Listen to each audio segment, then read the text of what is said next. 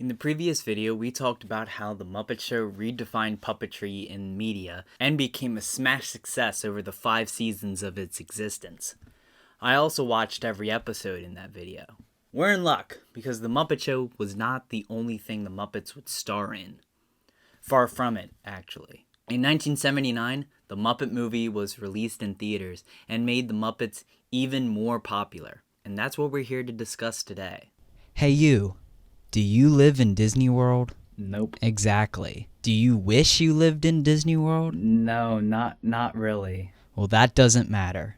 This video is brought to you by Magic Candle Company. I love these scents. I have these candles burning all the time in my office while I'm making these videos and writing these scripts. I've been a customer of Magic Candle Company for a long time. My favorite scent is probably Flying Over Africa. They are so authentic and smell exactly like the actual attraction. It's insane. I personally recommend going to magiccandlecompany.com and getting one of their bundles because you get 4 of their magical fragrances, either the candle bundles or the fragrance oil bundles. I personally love, and I know you will love them too. And check this out, I have a deal for you. If you buy any product, you can get 15% off if you use my code BigBeautifulDiz15 for 15% off your order. Just put it in the discount code. It'll work. You can save some money. And yeah, thank you so much to Magic Candle Company for sponsoring this video. Again, BigBeautifulDiz15. Go to magiccandlecompany.com. Thank you, and back to the video. Our story begins around 1977. By this time, The Muppet Show had already won an Emmy and would go on to be nominated and win many more awards. Jim Henson was a man always dreaming about his next project, always coming up with something ambitious. He wanted to take the Muppets to the big screen and make a feature film starring his characters. Despite the success of The Muppet Show, pitching an idea for a movie was difficult, but Jim knew this was a good idea and was never discouraged. With the help of Frank Oz and a few other Muppet performers, they shot camera tests. The concept of the film was the Muppets interacting in the real world, something they didn't do in The Muppet Show since that primarily took place in the Muppet Theater. These camera tests caught the attention of Lou Grade, who had previously taken a chance with The Muppet Show. His company, ITC, financed the film. Jim Henson and the rest of the Muppet team was ready to go, and he immediately put his team and himself to work. The film was written by Jerry Jewell and Jack Burns, 2 of the greatest Muppet writers of all time. It is not known how many scripts of the Muppet movie were created or if any drafts existed besides one from June 12, 1978. In this draft, many of the songs have not been written yet, and the musical numbers were just placeholders at this point. The film structure and major scenes were already in this early drafts. Some scenes that were cut from the final script were a couple Doc Hopper scenes and a scene that introduced Animal and Scooter earlier in the film. The most important change was to Kermit's motivation for going to Hollywood. In this early draft, his motivation was to become rich and famous. That was changed to he wanted to make millions of people around the world happy instead. Jim Henson tasked Kenneth Asher and Paul Williams to write the music for the film. The trio met at Paul Williams' house with Jerry Jewell and Frank Oz to discuss the songs. At this meeting, Paul Williams assured Jim that they would update him on the songs. Jim replied, quote, "Oh no, that's alright. I'm sure they'll be wonderful. I'll hear them in the studio." Paul was surprised that Jim trusted them and appreciated that trust so much. For the opening song, they knew they needed a song to show who Kermit is and needed an inspirational song. Paul Williams and Kenneth Asher both loved Pinocchio, and they took inspiration in When You Wish Upon a Star in how it sets the mood for the entire film. They came up with the melody and the song Rainbow Connection, and when they completed the song, they couldn't come up with a title. A friend of theirs asked them, quote, "What's the problem? You having difficult finding that rainbow connection between people and their dreams?" That gave them the title they were looking for. Right before filming began, the studio wanted to bring in a director. Jim Henson agreed, and James Frawley was brought in. James Frawley flew to London to meet with Jim Henson, since The Muppet Show was filming in London at this time. During their meeting, they discussed how the Muppet characters would work in a real location. Jim Henson, James Frawley, and Frank Oz took some Muppets out to the English countryside for a screen test. It also taught James how to direct the Muppets and gave him a glimpse of the process. Do you know anything about the way to Hollywood? Hollywood, California? No, it's over near Los Angeles. Have you ever been to excuse me. Have you ever been to Los Angeles? Did you ever go to the movies? These are natives. They don't know much about movies. Okay, I think I've milked this far enough, right, guys? Listen, we're just not... That bunch heard. Okay, listen, have you... It's a good audience, Fozzie. It didn't take long for the songs to be written, and the film began shooting on July 5th, 1978. Most of the writing and pre-production happened at the Muppet Workshop in New York City. This is also where the puppets were built and costumes were made. The Muppet movie was shot in Los Angeles, specifically the interior shots at CBS MTM Studios in Studio City, and exterior shots were shot around San Fernando Valley. Jim and Jane Henson rented a house on Mulholland Drive, where their family could live during production. As for the other Muppet performers, they were really excited to be filming in Los Angeles and be back on US soil for a while, since they had been shooting the Muppet Show overseas for quite a long time. 87 days later, in October 1978, filming wrapped on the Muppet movie. The entire film was unique to shoot because of all the sets. They had to be built up off the ground to provide a space for the puppeteers underneath the camera shot. The swamp shot required Jim to go into a metal container underneath the log. It had an air hose for him to breathe out of since it was underwater. It also had a rubber sleeve for his hand to perform Kermit through. Cups of iced tea were given to Henson through the sleeve since he couldn't get out of the tank easily. Rescuers were also on the scene in case of emergency. That sequence alone took 5 days to film. Another full body shot of Kermit riding a bike was done by connecting the Kermit puppet to the bike and having an overhead crane steer the bike with very, very, very heavy strings. The final sequence was the biggest puppeteering day for the entire film. In the shot were 250 characters and around 130 puppeteers. Many who are in that final shot are not actually puppeteers. They were just people from LA who dreamed of being Muppeteers. Some even went on to have very successful careers in Hollywood themselves. Even Jim Henson's kids were in that final shot.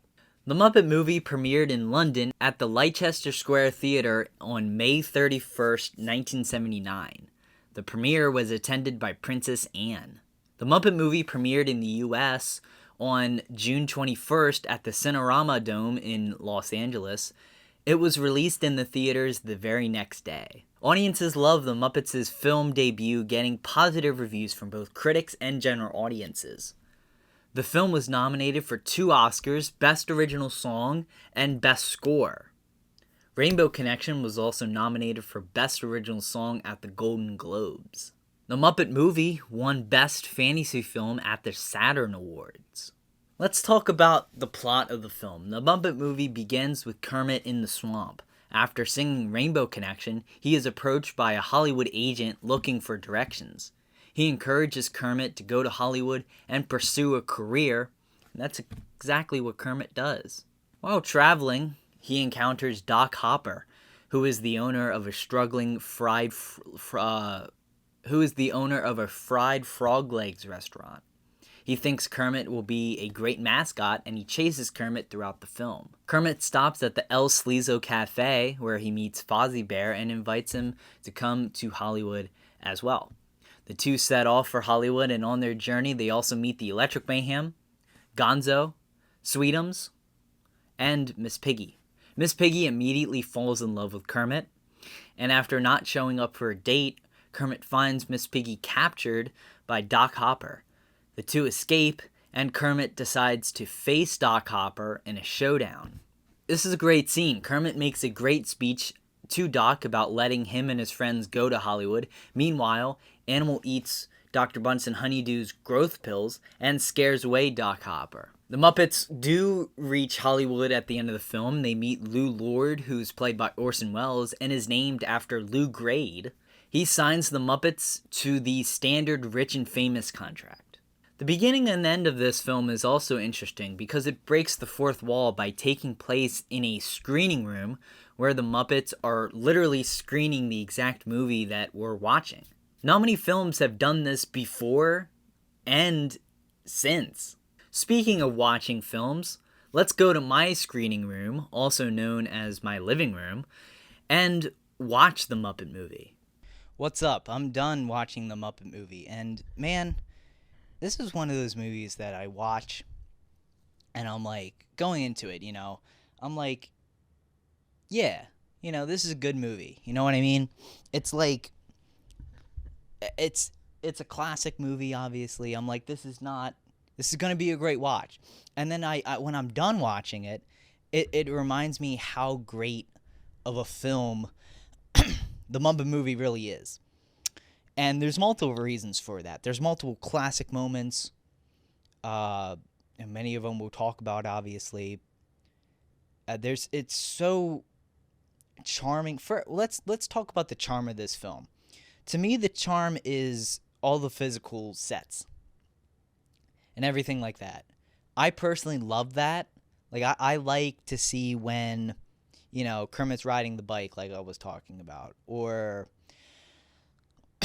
them driving the car, or Fozzie and Kermit driving the car, or the Electric Mayhem bus, stuff like that, where it's like, or I'll give you a perfect example, El Sleazo Cafe, where Kermit and Fozzie are dancing, and you can tell how that's made. It's essentially green screen, and the puppeteers are green screen as well, but it's like, that kind of stuff is CGI'd now.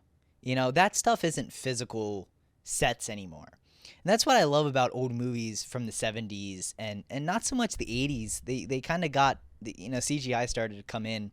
But, like, Indiana Jones films, for example, like the first three, really, all of that stuff is physical. All of that stuff is, physical sets and everything like that. And that's what I love about the Muppet movie. Like, stuff shot on location, like the Chinese theater and the Hollywood sign, the studio, which is actually the studio that they shot the Muppet movie in. So it's like, all that stuff is just it's so cool. And it makes for a more believable film, and it makes for more vibes, honestly. So let's start with the opening. The opening of the actual Muppet movie itself is the swamp scene. And honestly, Rainbow Connection is one of my favorite songs of all time. I think the reprise of it at the end of the movie is equally as great. That shot at the end of the film with all the puppets and the rainbow coming in from the hole in the ceiling, and then the pan out, that is one of the greatest shots, I think, in any movie. I love that shot. That shot is just fills me with so much hope and just fills me with so much happiness. And I don't know of another movie shot that does that. So Rainbow Connection itself is a great song. I personally think it's one of the best songs ever written. It's one of my favorite songs of all time. And it does the same. It just fills you with hope, fills you with happiness. And that's exactly what Kermit is setting out to do, essentially. And I think it perfectly encapsulates Kermit's character. And I think that all the songs are perfect in this film. Because the Electric Mayhem, Can You Picture That, is a great song. I think Moving Right Along is a great buddy song, if you get what I'm saying. So all the music in this film really is perfect. And I think the only other Muppet movie to have as good as music is Muppets 2011. And we'll talk about Muppets 2011 in an upcoming video. for some reason, Dom DeLuise's character, the agent, I love him. I think he is so funny. The concept of an agent looking to catch a flight and for some reason he ends up at the swamp. Like, what is he doing there? Like, obviously he's fishing, but why is he fishing on the exact day that he needs to fly to Hollywood? Like, I want that guy's story. That guy is great. I think that guy is my favorite character in the entire Muppet movie, honestly. I love the agent for some reason. Another great character is Sweetums. Sweetums stars in this. Sweetums is great. Sweetums just wants to go to Hollywood. He's misunderstood.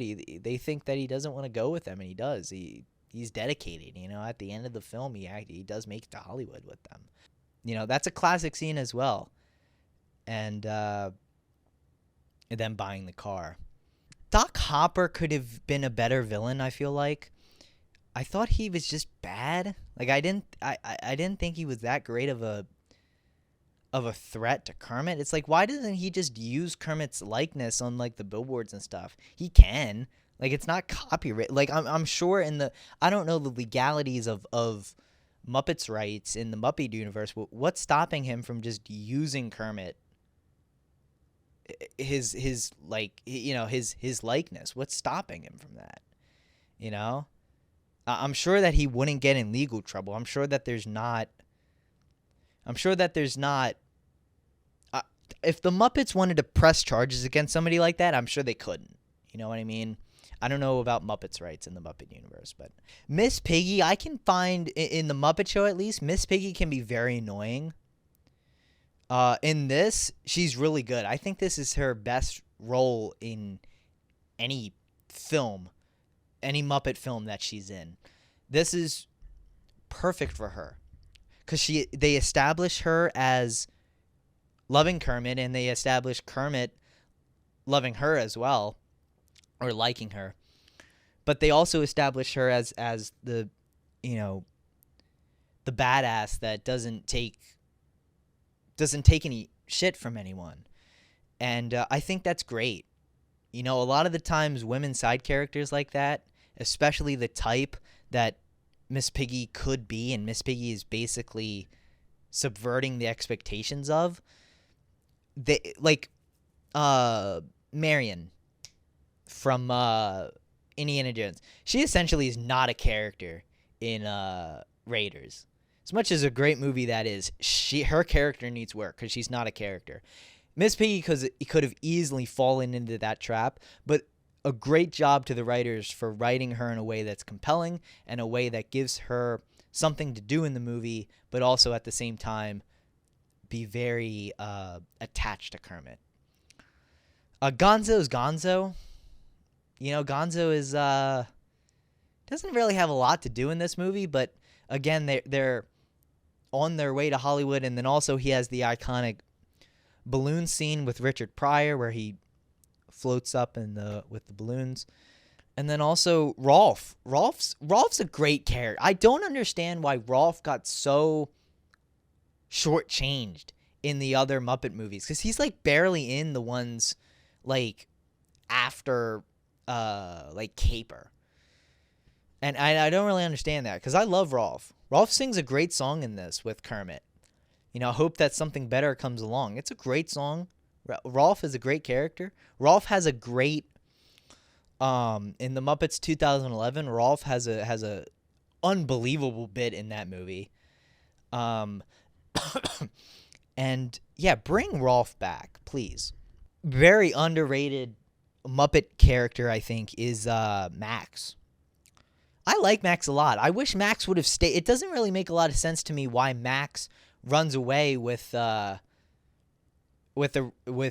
rest of Doc Hopper's gang at the end of the film when Animal scares them, because clearly he does not want to help Doc Hopper anymore. I wish he would have helped the Muppets and become like their manager or something. That would have been cool to see his character expanded upon.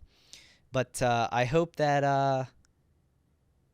Max is doing well. You know, I hope that he found hope that he's doing well in life. You know what I mean? I feel like Max was a very important character in the earlier script, and I feel like they toned him down in the final version of the film.